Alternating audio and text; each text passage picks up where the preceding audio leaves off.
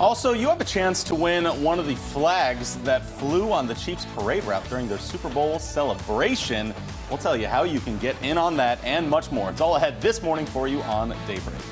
Good morning, and thanks for starting your Friday with us. Today is January 8th. I'm Jennifer Abreu. And I'm Joe Morano. End of that first full week of the new year. Some Chiefs good news is what people need, right? Yeah, this is very exciting. I think they will be getting a lot of people interested in that, because who wouldn't want that? Probably the best news of 2020 for Chiefs fans was that. Do you remember that celebration that time? It Such feels fun, like such so easy-going life back then.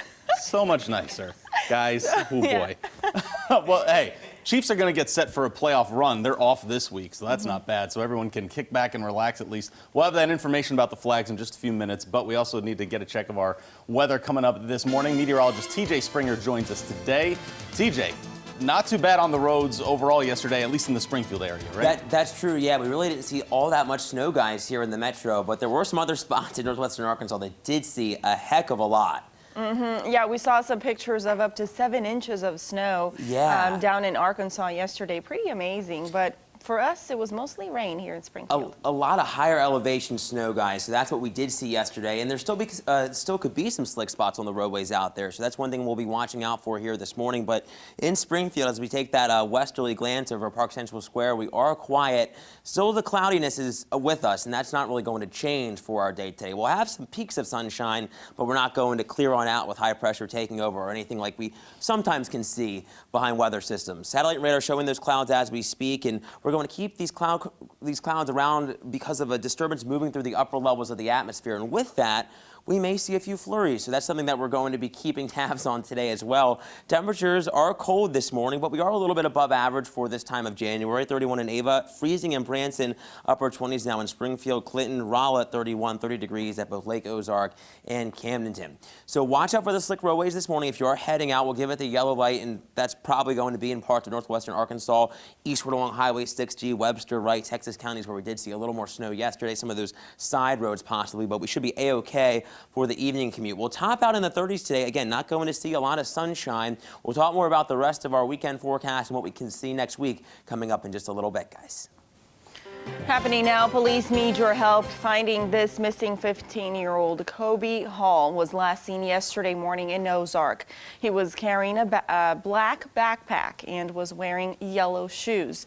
Kobe doesn't have a car, and officers don't know where he's headed. If you see Kobe, call authorities right away. It has been 2.5 years now since the deadly duck boat tragedy on Table Rock Lake, but now a new company is planning to reopen duck boat tours this spring. Branson Duck Tours LLC has filed successfully with the Missouri Secretary of State's office. The company's website claims its new style of duck boat, called the Hydroterra, is proven to be unsinkable by the Coast Guard, though that's something we have yet to confirm with the Coast Guard. It's a different design than the typical duck boat you've seen in the past. It sits up higher on the water and, according to the company, has more buoyancy due to specialized foam. The LLC also says it can float when taking on water and has passed all necessary regulations. There's no mention of removable canopies, though. The company is looking to hire boat captains, tour guides, and managers. The website says the owners were heartbroken by the 2018 accident that killed 17 people, but says duck tours offer a wonderful experience for Branson tourists.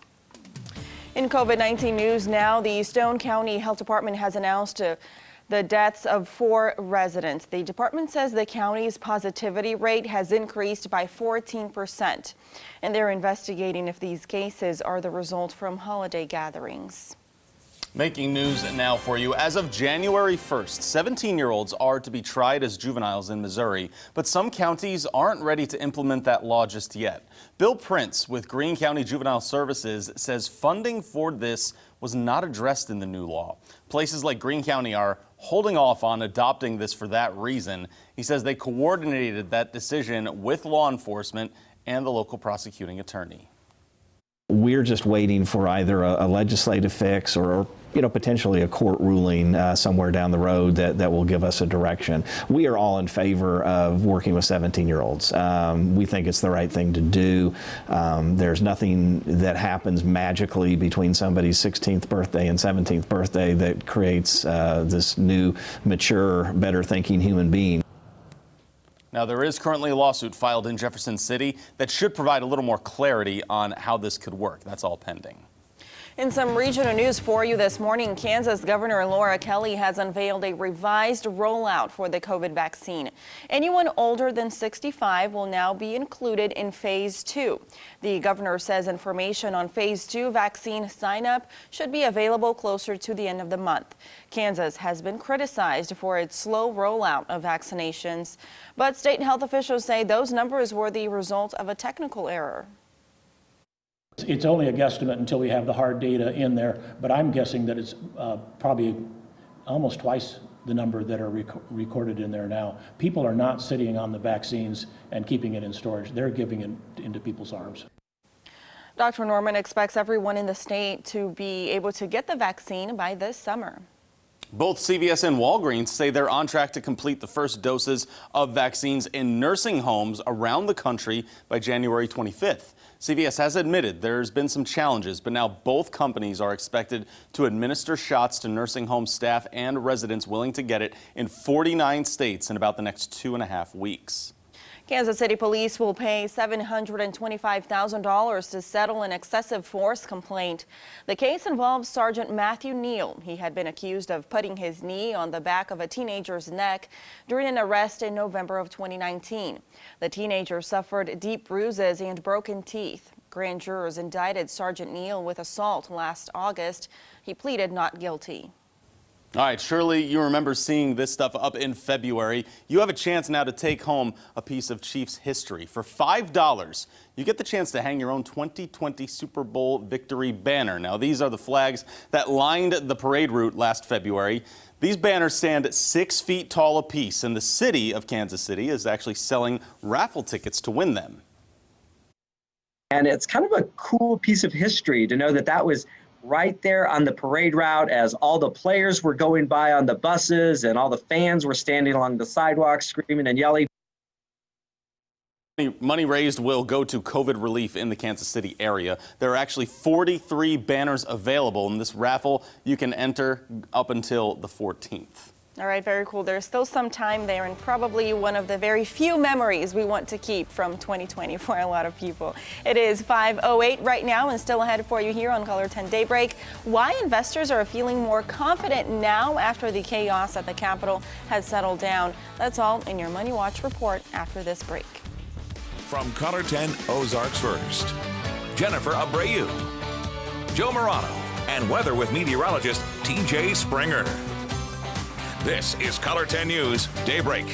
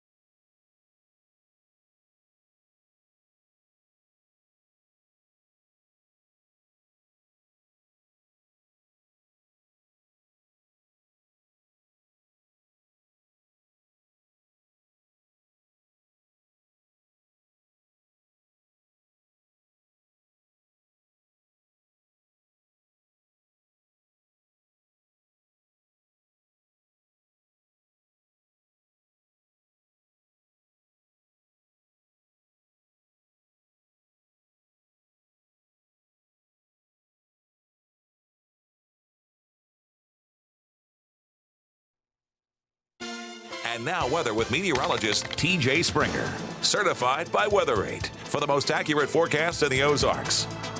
In the wake of yesterday's storm system, we're still somewhat cloudy, and we do have cold air to deal with, too. You can see all the moisture working off to our east, some snow across the eastern third of the country, and some rain, too, that's eventually going to work off the eastern seaboard later on today, and seeing some more snow showers out across parts of Nebraska, out toward Montana, and really out well to our west. So we're going to continue to watch out for a couple of snow showers as a weak disturbance does move through, and the upper levels of the atmosphere, a little bit of spin could be just enough to bring some flurries to the area. But we are concerned still about some of the slick roadways that would be a result of yesterday's moisture, really in northwestern Arkansas, far eastern reaches of the Colorton viewing area, where we did see a little more snow, like in Webster, Wright, and Texas counties, even some parts of Shannon County.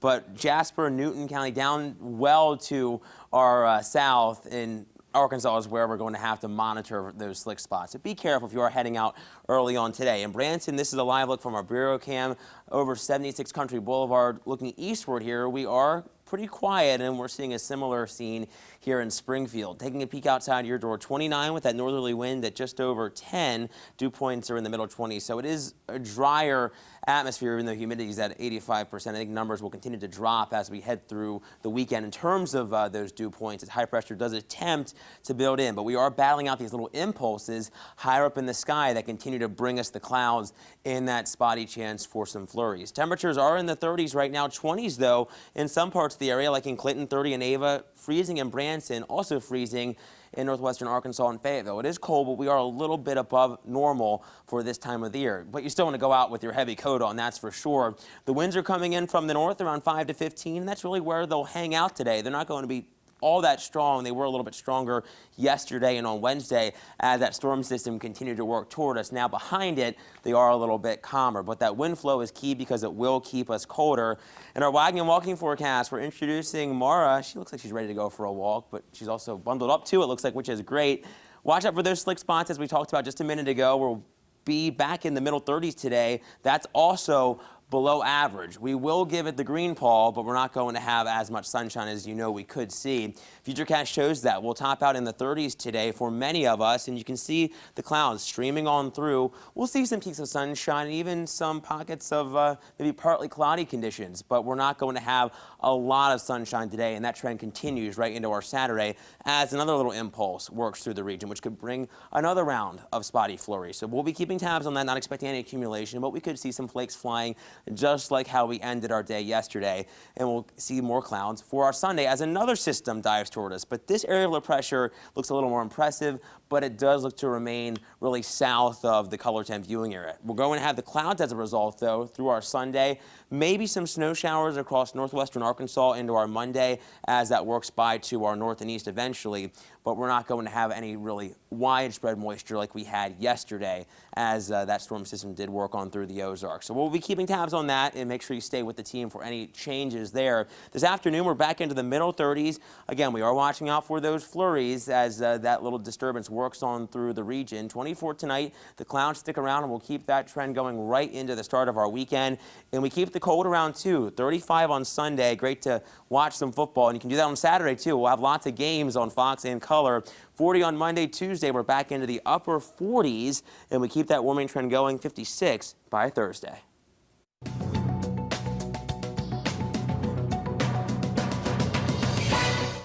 Wall Street hit record highs on Thursday. The Dow gained 211 points. The Nasdaq rallied 326, and the S&P 500 jumped 55. Investors feel confident that the incoming Biden administration and Democratic Congress will pass another coronavirus relief bill to get the pandemic under control and give businesses much-needed stimulus.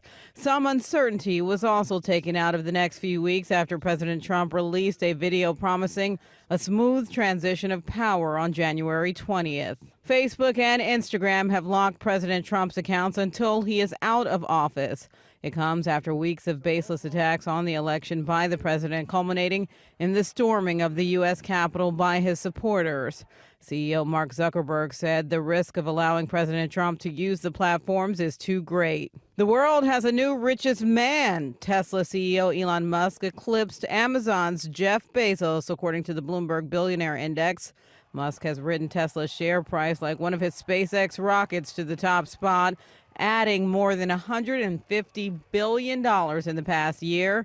The 49-year-old is now worth $195 billion, $10 billion more than Bezos. And that's your CBS Money Watch report. For more, head to cbsmoneywatch.com. At the CBS Broadcast Center, I'm Diane King Hall. We've got sports up next for you. The Bears are back on the road in Indiana to take on Valpo this weekend. We'll tell you why they're in search of a little bit of revenge against the Crusaders. Don't go anywhere.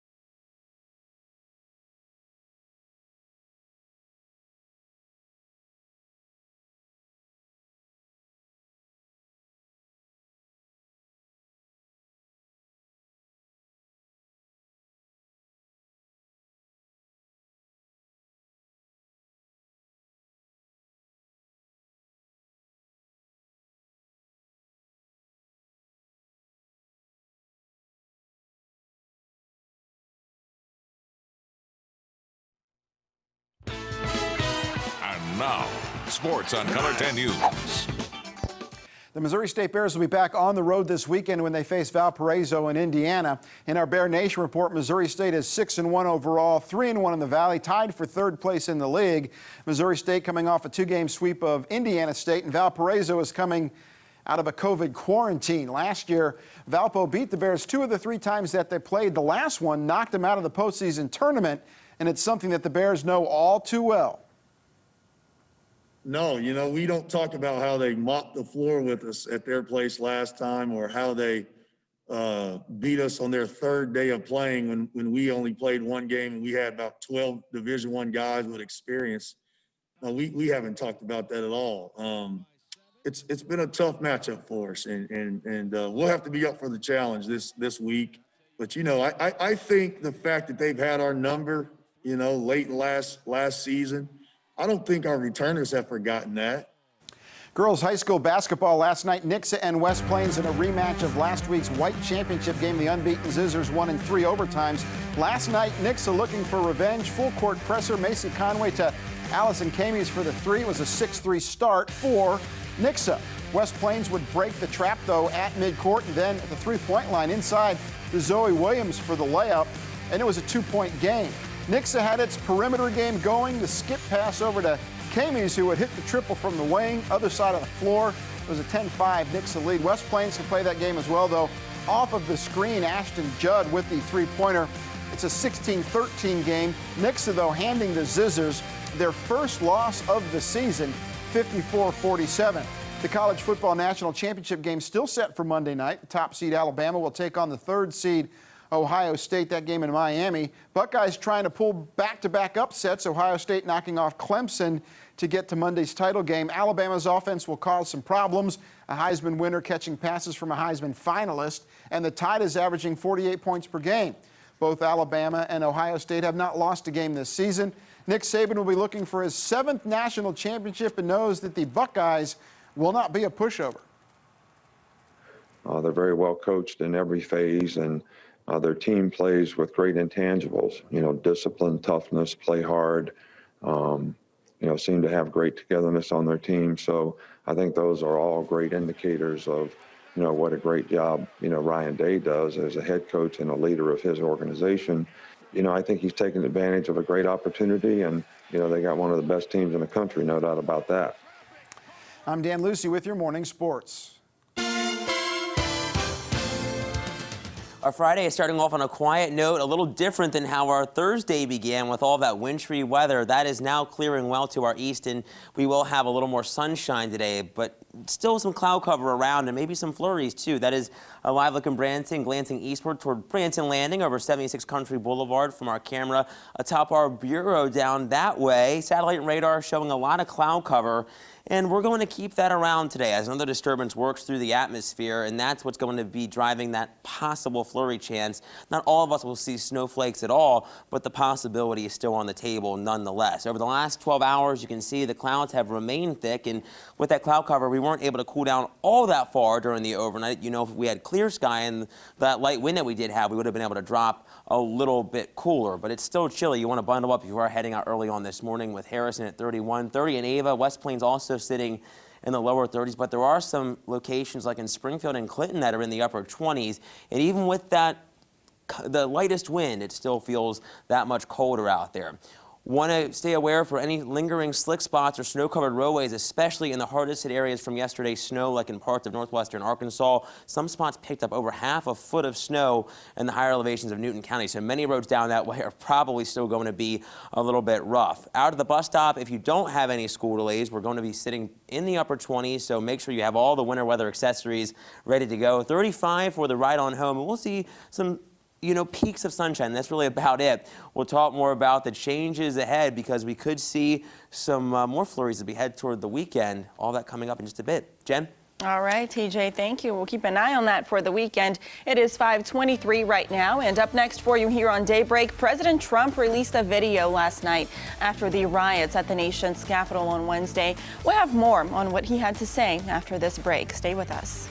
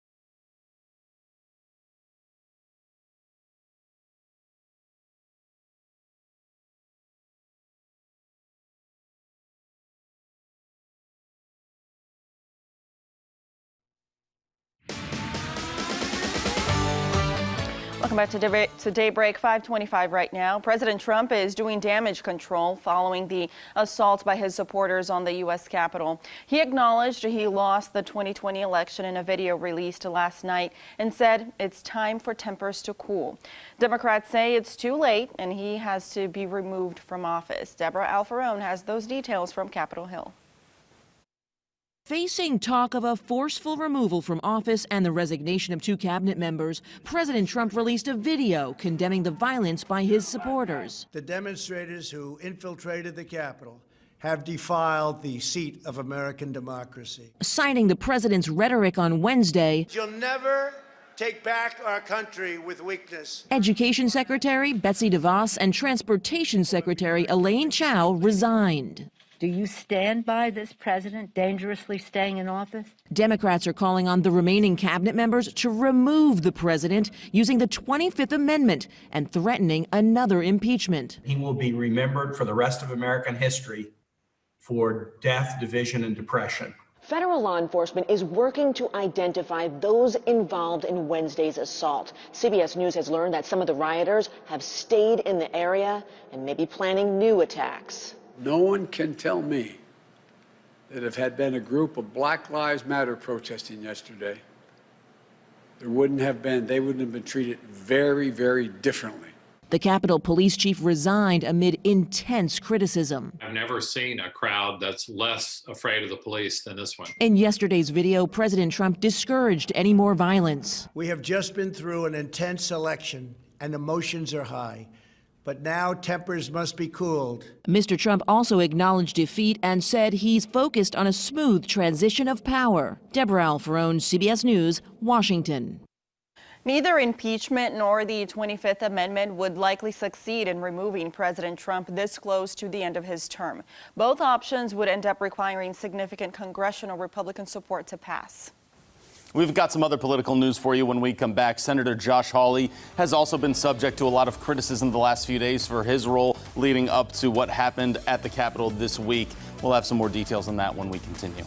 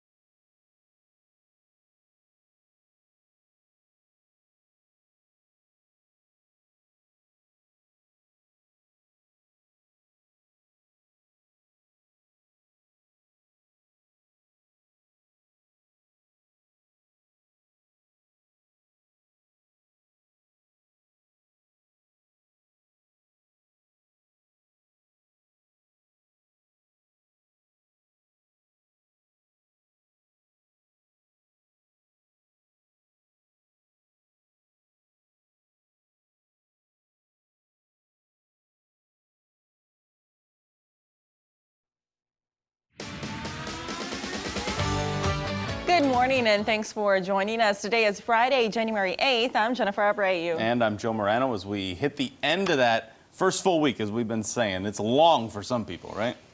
A lot has happened. I think a lot of people wanted to leave 2020 behind, and 2021 came in with a lot of news, especially here in the newsroom, and weather-wise as well. It's been a heavy week for us. Very true. And, everyone's still getting over the holiday stretch. Is that weird to think? I think a lot of people are still recovering from that, too, right? I feel that way, guys. I'm with you. I'm like totally still in holiday recovery mode right now. You know what? My Christmas tree is still up, and I don't want to take it down. I don't want to take it down. I love it so much. It's the only thing that's bringing me joy right now is looking at the Christmas tree. I was going to say it might be time to part ways, but you know what? I know. Gaze at it a little more. I'll do it this weekend. You'd be okay. The littlest piece of me dies on the inside, guys, when I have to take it down. Each year.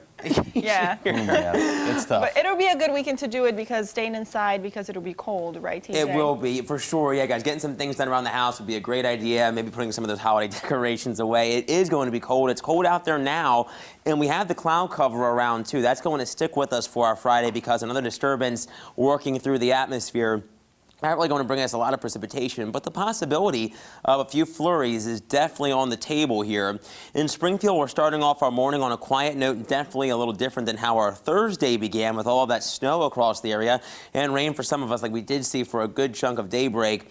We are going to have a little more sunshine, I think, today. Temperature-wise, we are in the 20s and 30s. We are a touch above normal for this time of January. 30 in Lake Ozark, Ava, also at 30. Freezing in Branton, it is 29 degrees in Springfield, 32 in Joplin. Watch out for those slick spots, especially in northwestern Arkansas where we saw all of that heavy snow yesterday. The good news is we are going to have a pretty quiet day for us aside from the flurry chances. And for those of you that love Game Boys, how cool is this? We're going to be back into the 30s.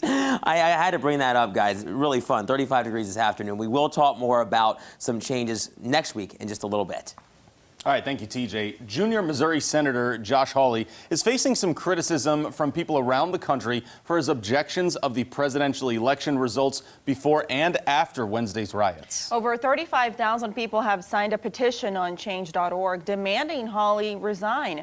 Our political analyst Brian Calfano says Hawley did have a right to object to the certification, but the timing wasn't right. Hawley did have some kind of fairly feasible argument to make. It just happened at a time and in a set of circumstances that were just not good for his overall reputation at this point. But Dr. Calfano says there were more factors that played into this than just Hawley's objections, such as President Trump's speech to those protesters earlier in the day and a message later in the day telling them he loved them and that they were special. Dr. Calfano says without all those things, Hawley's objections wouldn't have gotten the reaction that it did. We spoke to a couple of our viewers who have some strong opinions on the criticisms. My opinion is that Hawley might be thinking of his own personal gain, and maybe he's not truly speaking from his heart right now. He's speaking from his best election and political interest in the future. A lot of conservatives, we kind of feel like we were steamrollered over. A lot of people are feeling marginalized. A big part of that comes from just feeling like you don't have any sort of a voice or say in any of it anymore. Senator Hawley did give a statement yesterday saying, "I will never apologize for giving voice to the millions of Missourians and Americans who have concerns about the integrity of our elections. That's my job, and I will keep doing it." Hawley's book deal was also canceled yesterday, and Hawley called it a direct assault on the First Amendment and promised to take it to court. Wednesday's destruction has led to a day of repair and preparation in Washington. The government is moving in 6,200 National Guard members and installing 7-foot-tall fences in preparation for the inauguration, which is now just about a week and a half away. The FBI says it's working to identify those involved in what had happened on Wednesday. And if you're still trying to digest the storming of the nation's capital, you are not alone. The only other time this happened was in 1814 when British troops overran the capital city, setting fire to most major public buildings, including the U.S. Capitol. 200 years later, educators are gearing up to teach the time it happened again. Hunter Hoagland has the story. Giving a lesson on the present can be tough to make sense of in a class that focuses on the past. As an educator, when I see moments like this, it's what we in education like to call teachable moments. A history class full of 10th graders. What other countries have democracy? a class full of future voters. The kids are the future. That's why I wanted to be a teacher in the first place. As Megan Prettyman, a teacher at the Little Rock West High School of Innovation, sat glued to the screen January 6th. She knew it was a day that would be marked in textbooks for years to come. As I was watching, I was just like, I have to talk about this. We watched pretty much all of Senator Mitch McConnell's speech. Spending the day reflecting, learning, and discussing why it all happened. Having a civil war going on. The emotions felt in a 900-square-foot classroom, looking a lot like the ones most are feeling today. I had some kids who were surprised. I had some who were scared. I had some who were mad. She remembers a day that felt similar. America today is on bended knee. September 11th, 2001, when she was looking to her teacher for answers too. But I vividly remember my teacher rolling in a TV on a cart and being like, we're watching the news right now, and that's what we're going to do. While the lessons taught about the January 6th riots aren't easy, Prettyman hopes by doing so, history won't repeat itself again. This will stick out. It's why I felt the need to teach it. That was Hunter Hoagland reporting. The Little Rock School District Superintendent said in a video that if children are feeling anxious about the recent headlines, guidance counselors will be available. We move on to a consumer watch for you this morning. Missourians will soon see the $300 weekly payments for unemployment coming their way. Those eligible for unemployment compensation will automatically get that $300 with no additional action required. The benefits are backdated to the week of December 27th and will go until March 13th. Something to watch out for, though, child support payments and other types of payments could reduce the weekly amount you receive. If you're still waiting on your second stimulus check, TurboTax said payments to its customers may be delayed due to an error by the IRS. The company says it's been working on a solution with the Treasury and the IRS right now. It expects to have it corrected in the next few days. You may remember H&R Block released just a few days ago that payments to its customers were also sent to different accounts, but would soon be corrected. Our Daybreak Live Drive definitely quieter this morning compared to yesterday. This is the live look as we head southward on Highway 65. If you're heading out, it's cold. You'll want to be bundled up for sure. And the cold really not going anywhere as we head into the weekend. We are tracking the chance for maybe a few flurries, but a warming trend is in our future. And I'll talk about that and how warm we'll get coming up in just a few minutes. Don't go away.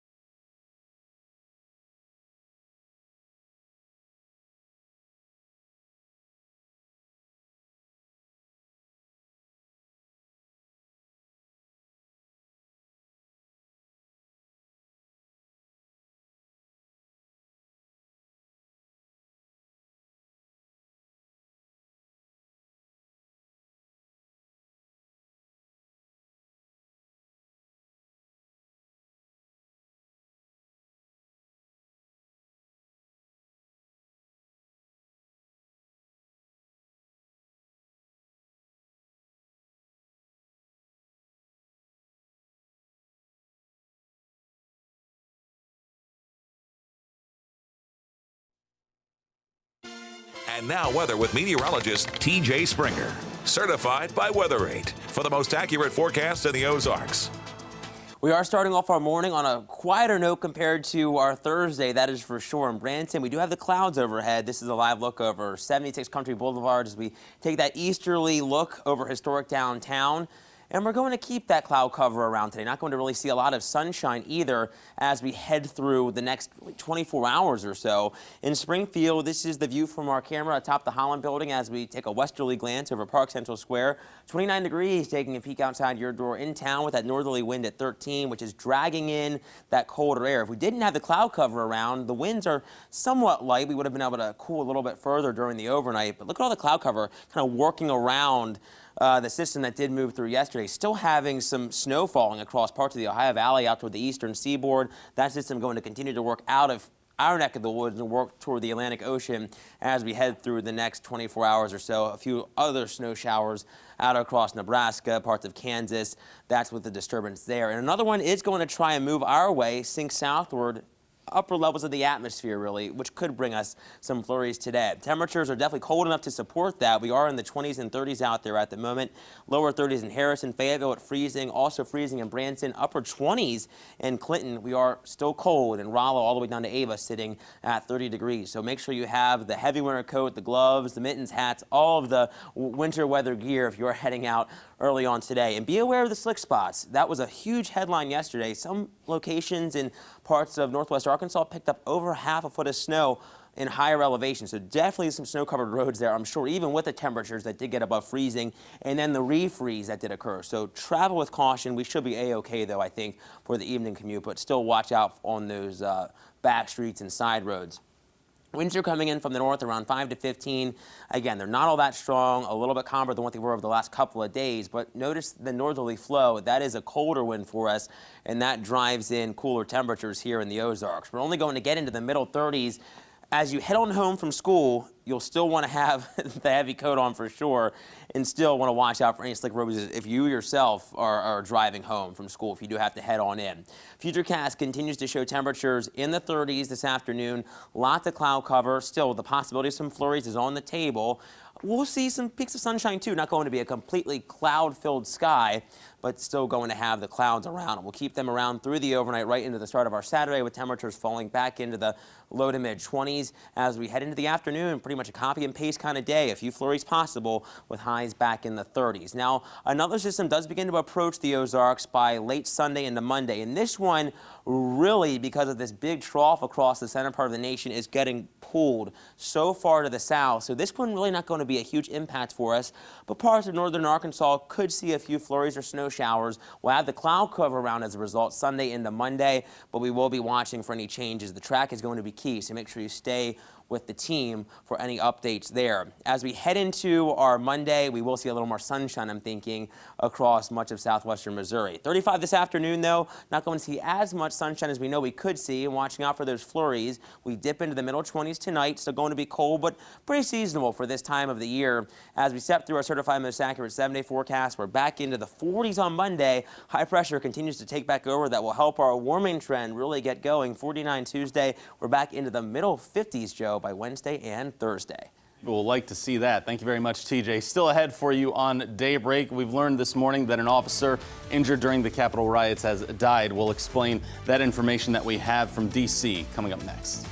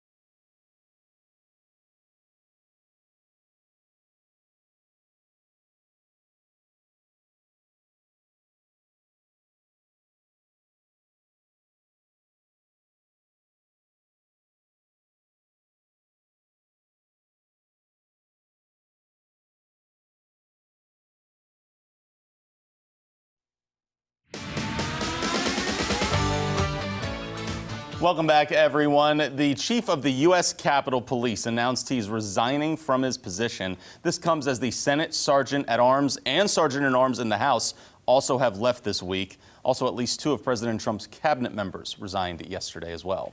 And President Trump has returned to Twitter. He posted a video saying he was outraged by the violence caused by his supporters at the U.S. Capitol. The president also promised a smooth transition of power. And to all of my wonderful supporters, I know you are disappointed, but I also want you to know that our incredible journey is only just beginning. That was President Trump's first tweet, a video that he had posted after a suspension from the site. The site says his account could be banned permanently if he breaks more safety policies. Facebook has extended its ban on President Trump's account indefinitely. CEO Mark Zuckerberg feared that the president will use his remaining time to undermine the peaceful transition of power. President Trump will also be banned from Instagram in that period of time as well. And new for you this morning, a U.S. Capitol Police officer has died after sustaining injuries during the D.C. riots. Capitol Police Officer Brian Sicknick was responding to the riots and was injured when he, quote, physically engaged with protesters. Capitol Police said he returned to his division office and collapsed. Sicknick was hospitalized and died around 9:30 last night. The video you see here is his fellow officers lining up to honor his memory. His death is now being investigated by the Metropolitan Police Department Homicide Branch. Sicknick joined the Capitol Police in July of 2008.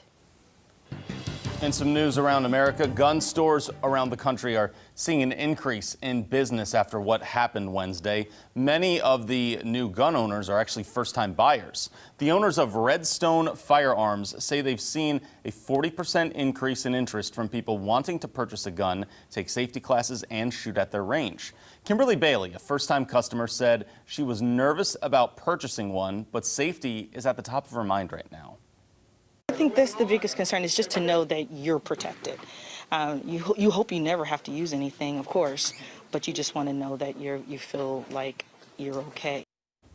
Even gun manufacturers are cashing in on this as well. Shares of Smith & Wesson jumped 18% Wednesday after the Capitol went on lockdown. Remember, firearm sales also went up dramatically at the start of the pandemic last year. And last year was the strongest on record for gun sales in the country. In consumer news, Bitcoin stock continues to rise. The cryptocurrency has reached more than $38,000 in trading. This helped to bring the total value of the entire cryptocurrency market above $1 trillion for the very first time. Boeing has reached a $2.5 billion settlement with the Justice Department on charges the company tried to defraud the Federal Aviation Administration over the 737 MAX jet. Federal prosecutors say Boeing concealed information from regulators who were investigating the 2 crashes involving those planes. Part of the settlement will go to the victims' families. A statement from the victims accuses Boeing of, quote, paying their way out of accountability. Boeing has not commented on that yet. A Beverly Hills mansion is for sale and could be the most expensive home to ever be auctioned. The 20,000 square foot home is on the market for $160 million. It has 20 bedrooms and 25 bathrooms, 3 separate guest houses, and its own private street for access. The property was designed by California-based architect William Hablinski. The home will be auctioned off online. It starts January 26th and will last for 8 days. What do you think, Joe? Should we buy it? I'm in. Hey, let's go. Everyone's remote. The lottery, right? Everyone's remote. Newscast can go remote too. The Arkansas Scholarship Lottery announces its highest combined jackpot for Mega Millions and Powerball in 2 years, a combined $980 million. A few people in Fayetteville are hoping to win big. I have some projects in mind that I think would help the city. Plus, of course, I would buy houses for all my kids. I have many dreams, a lot of dreams helping people. There's a chance to win $510 million. There we go. In the Mega Millions drawing tonight, and the Powerball stands at $470 million. That drawing is on Saturday. Tickets $2 a piece. TJ, I need your thoughts on.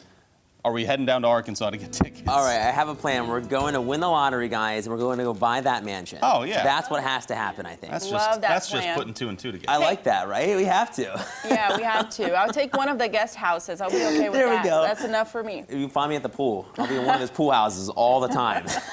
I wish it was going to be warm enough to get into the pool. It's going to be pretty cold here, guys, as we head through the rest of our work week right into the weekend. Not going to see really any change. We have the cloud cover around, seeing some of that here in Springfield as we take that southwesterly glance from our tower cam just outside our studios. Satellite and radar is showing that cloud cover, which is going to be around through our day today. We'll see some peaks of sunshine, but we're also watching the possibility of a few flurries out there as another disturbance skirts on through the area, a little upper level wave moving down to the south and east. We'll be keeping tabs on that. Not all of us will see any flurries or any snowflakes at all, but we're keeping that chance on the table. Temperatures are in the 20s and 30s right now compared to what it was yesterday morning. Some of us are a little bit cooler. 30 in Rolla, Lake Ozark, Camdenton, 29 in Springfield, so you still want to bundle up if you have plans to head on out early on today. Also watch for any lingering slick spots, especially in northwestern Arkansas, where we saw so much snow in the higher elevations down across parts of Newton County and some other locations down there as well. Some spots saw over half a foot of snow, so there's definitely going to be, I'm sure, some lingering snowpack there. Go ahead and grab a big old cup of coffee or something hot to keep yourself warm as you head on out with temperatures in the upper 20s. Now, this weekend is looking quiet, but not going to have all that much sunshine. We'll talk more about when a warm-up arrives and how far our temperatures will climb, Jen, coming up in just a little bit. All right, thank you, TJ. That's good news. A little warm-up is well deserved for us. All right, checking in on some entertainment news now. Elvis fans are remembering the king of rock and roll, and a new documentary details the plot to kill a journalist. Danya Backus has your eye on entertainment. A new film called The Dissident documents the brutal murder of Washington Post columnist Jamal Khashoggi while he was inside the Saudi consulate in Istanbul in 2018. Khashoggi was picking up his marriage papers. His fiancée saw him go in at 1 p.m. and was still waiting for him at 1 a.m. The journalist never made it out of the consulate alive. The Dissident is available on demand today.